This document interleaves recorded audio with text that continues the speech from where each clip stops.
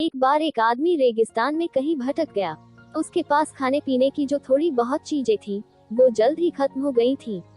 पिछले 2 दिनों से वह पानी की एक एक बूंद के लिए तरस रहा था। वह मन ही मन जान चुका था कि अगले कुछ घंटों में अगर उसे कहीं से पानी नहीं मिला तो उसकी मौत निश्चित है।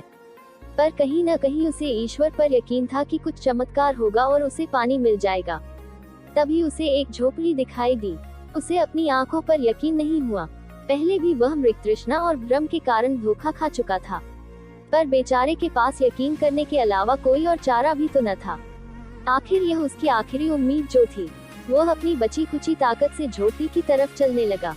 जैसे जैसे वह करीब पहुंचता, उसकी उम्मीद बती जाती और इस बार भाग्य भी उसके साथ था। सचमुच वहां एक झोपड़ी थी, पर यह क्या, झोपड़ी तो वीरान पड़ी थी, मानो सालों से कोई वहां आया ही न हो। फिर भी पानी की उम्मीद में वह आदमी झोपड़ी के अंदर घुसा। अंदर का नजारा देख उसे अपनी आंखों पर यकीन ही नहीं हो रहा था। वहां एक हैंड पंप लगा था। वह व्यक्ति एक नई ऊर्जा से भर गया। पानी की एक एक बूंद के लिए तरसता वह तेजी से हैंड पंप को चलाने लगा, लेकिन हैंड पंप तो कब का सूख चुका था। वह आदमी निराश हो गया। उसे लगा कि अब उसे मरने से कोई नहीं बचा सकता। वह निढाल होकर वहीं गिरने ही वाला था कि तभी उसे झोपड़ी की छत से बंदी पानी से भरी एक बोतल दिखाई दी। वह किसी तरह उसकी तरफ लपका और उसे खोलकर पीने ही वाला था कि तभी उसे बोतल से चिपका एक कागज दिखाई दिया। उस पर लिखा था, इस पानी का प्रयोग हैंड पंप चलाने के लिए करो और वापस बोतल भरकर रखना ना भूलना। अब एक अजीब सी स्थिति बन गई थी। उस आदमी को समझ नहीं आ रहा था कि वह पानी पिए या उसे हैंड पंप में डालकर चालू करे। उसके मन में तमाम सवाल उठने लगे। अगर पानी डालने पर भी पंप नहीं चला तो? अगर यहाँ लिखी बात झूठी हुई तो? और क्या पता जमीन के नीचे का पानी भी सूख चुका हो तो? लेकिन क्या पता पंप चल ही पड़े? क्या पता यहाँ लिखी बात सच हो? वह समझ नहीं पा रहा था कि क्या करे। फिर कुछ सोचने के बाद उसने बोतल खोली और कांपते हाथों से पानी पंप में डालने लगा।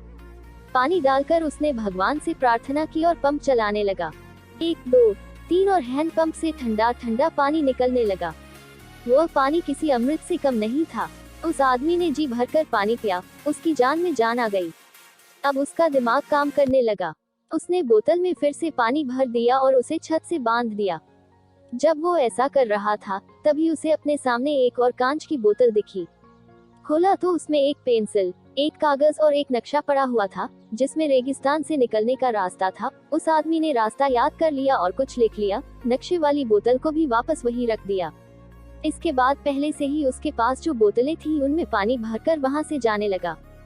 कुछ आगे बढ़कर उसने एक बार फिर पीछे मुड़कर देखा। फिर कुछ सोचकर वह वापस उस झोपड़ी में गया और पानी से भरी बोतल पर चिपके कागज को उतारकर उस पर कुछ लिखने लगा। अब उसने लिखा, मेरा यकीन करिए यह हैंड पंप काम करता है। यह कहानी हमारे संपूर्ण जीवन के बारे में है। यह हमें सिखाती है कि बुरी से बुरी स्थिति में भी अपनी उम्मीद नहीं छोड़नी चाहिए। और इस कहानी से यह भी शिक्षा मिलती है कि कुछ बहुत बड़ा पाने से पहले हमें अपनी ओर से भी कुछ थोड़ा बहुत देना होता है। जैसे उस आदमी ने नल चलाने के लिए मौजूद पूरा पानी उसमें डाल दिया। देखा जाए तो इस कहानी में पानी जीवन में मौजूद महत्वपूर्ण चीजों को दर्शाता है। कुछ ऐसी चीजें हैं जिनकी हमारी नजरों में विशेष कीमत है। किसी के लिए मेरा यह संदेश ज्ञान हो सकता है, तो किसी के लिए प्रेम, तो किसी और के लिए पैसा।